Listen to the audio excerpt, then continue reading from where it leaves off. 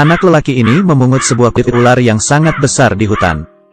Dia memegang dan terus mengamatinya. Sepertinya tidak ada gambar seperti ini di kamus otaknya. Saat ini, dia masih belum menyadari keseriusan masalah ini. Duduk sembari makan buah seperti tak ada yang terjadi.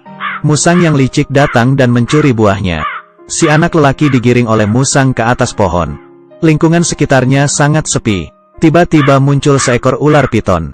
Ular piton bertanya dengan ramah kepada si anak. Si anak terpikat oleh ular piton itu. Dia melihat masa lalunya sendiri dari mata ular piton. Ternyata dia bernama Mowgli.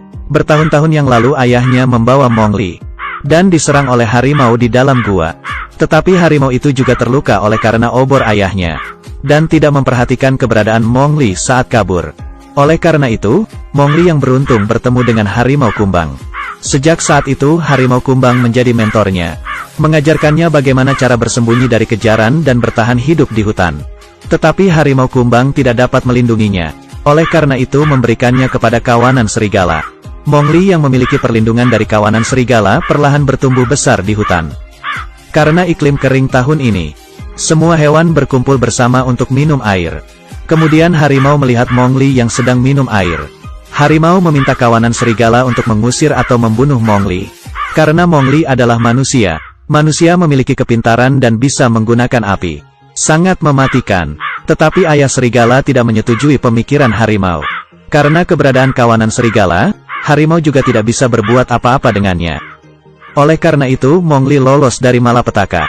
Tetapi ayah serigala tahu harimau tidak mungkin menyerah. Oleh karena itu meminta harimau kumbang untuk mengembalikan Mowgli kepada manusia. Sewaktu dalam perjalanan turun gunung akhirnya benar-benar diserang oleh harimau. Harimau kumbang berusaha mengulur waktu agar Mowgli bisa kabur. Tetapi perbedaan kekuatan mereka terlalu besar. Harimau kumbang dipukul pingsan oleh harimau. Di saat darurat, Mowgli meraih tanduk kerbau dan kabur dengan kawanan kerbau. Mowgli yang tinggal sendirian bertemu dengan ular piton waktu kabur ke sini. Dan ular piton perlahan-lahan mengikat Mowgli, bersiap untuk memakannya. Tiba-tiba muncul seekor beruang coklat, menyelamatkan lalu membawa Mowgli ke dalam guanya. Beruang coklat meminta Mowgli membantunya mengambil madu untuk membayar hutang budi. Mowgli menunjukkan kepintaran hebat manusia. Madu yang tak bisa didapatkan oleh beruang coklat bertahun-tahun. Karena kedatangan Mowgli, hampir semua sarang lebah sudah diambilnya.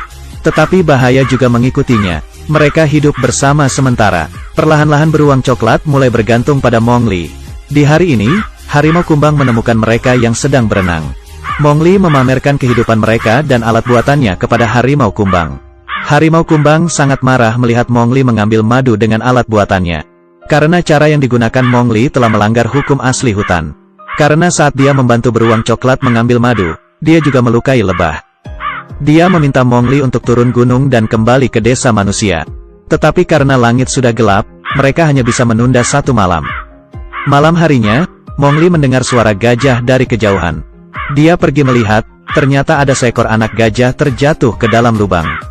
Mowgli yang pintar langsung mengambil tali buatannya. Dia menarik keluar anak gajah dengan tali. Harimau kumbang dan beruang coklat sedang melihatnya dari samping. Beruang coklat ingin membujuk harimau kumbang untuk membiarkan Mowgli tinggal. Biarpun keberadaan Mowgli merusak hukum hutan, tetapi juga memberi bantuan pada hutan. Dia bisa hidup menggunakan caranya sendiri. Tetapi harimau kumbang memberitahu beruang coklat dengan tegas. Mowgli harus kembali kepada para manusia. Karena pemimpin serigala tidak bersedia menyerahkan Mowgli. Dia dibunuh oleh harimau. Mowgli sudah tidak dalam perlindungan kawanan serigala. Setelah mengetahui keseriusan masalahnya, beruang coklat memberitahu Mowgli, dia bersamanya hanya karena ingin memanfaatkannya. Sekarang ingin mengusirnya ke tempat para manusia. Mowgli memanjat pohon dengan sedih. Tiba-tiba muncul seekor monyet, membawa pergi Mowgli. Mereka membawa Mowgli ke atas gunung. Ternyata ada sebuah kuil kuno di sini. Di dalam kuil ada banyak peralatan kuno. Tiba-tiba muncul sebuah tangan besar. Dia adalah Raja Monyet di tempat ini. Raja Monyet memberitahu Mowgli bahwa kawanan monyet bisa melindunginya. Tetapi harus menggunakan bunga merah, yaitu api, sebagai syarat pertukaran. Tetapi Mowgli yang sejak lahir besar di hutan tidak mengetahui apa itu api. Oleh karena itu Mowgli tidak bisa menyetujui Raja Monyet. Raja Monyet marah dan mengancam Mowgli. Dia harus memberikannya bunga merah. Saat ini, beruang coklat muncul dan mengeluarkan suara besar untuk menarik perhatian Raja Monyet. Sedangkan harimau kumbang membawa pergi Mongli dari samping. Tetapi tetap ketahuan oleh seekor monyet. Kemudian Mongli dan kawan-kawan memulai adegan Temple Run-nya. Biarpun tubuh Raja Monyet sangat besar, tapi dia sangat lincah. Dan dalam sekejap menutup jalan keluar Mongli. Raja Monyet memberitahu Mongli bahwa tidak ada gunanya kembali ke kawanan serigala. Ayah serigalamu sudah mati. Tidak ada yang dapat melindungimu. Mongli yang sedih semakin ingin pulang ke kawanan serigala. Dia ingin membalas dendam kedua ayahnya. Oleh karena itu, dengan tubuhnya yang lincah Mongli kabur dari kuil. Kuilnya rubuh dan Raja Monyet tertimpa reruntuhannya. Mongli yang berhasil kabur berpikir. Dia tidak bisa mengalahkan harimau hanya dengan kekuatannya sendiri. Oleh karena itu dia teringat oleh api. Mata harimau terluka karena api. Dia datang ke desa manusia untuk mencuri obor api. Sembari lari sembari meneriakkan nama harimau. Tetapi Mongli yang berhati baik tidak mengerti cara menggunakan api. Api dari obor di tangannya berjatuhan di sepanjang jalan. Akhirnya dia tiba di atas gunung dan menemui harimau. Harimau itu mengumumkan tentang kejahatan manusia di depan para hewan. Mereka bisa membakar hutan dengan api dan melukai semua hewan. Mongli yang polos malah terkena jebakan harimau.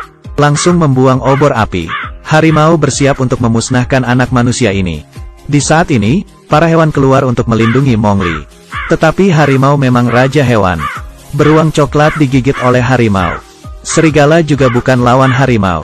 Saat ini, api di hutan semakin besar. Setelah mengalahkan semua hewan, harimau kembali mengejar Mongli. Harimau terus mendekat sampai memojokkan Mongli di atas ranting pohon. Saat dia mau menangkap Mongli, dia berhasil loncat ke tali yang dibuatnya sendiri. Ranting pohon patah, dan harimau terjatuh ke lautan api. Mongli akhirnya berhasil membalas dendamnya. Pelindung hutan, yaitu gajah, juga muncul tepat waktu. Membuat aliran air dengan gading dan pohon untuk memadamkan api. Hutan akhirnya kembali damai. Dan Mongli kembali hidup bersama kawanan serigala. Biarpun Mongli terlahir sebagai manusia, tetapi dia selalu menaati hukum hutan. Dan hidup dengan caranya sendiri. Biarpun manusia kelihatan lemah di depan hewan, tetapi Mongli mendapatkan rasa hormat dari para hewan dengan caranya sendiri. Ini membuktikan bahwa manusia dan hewan bisa hidup harmonis bersama.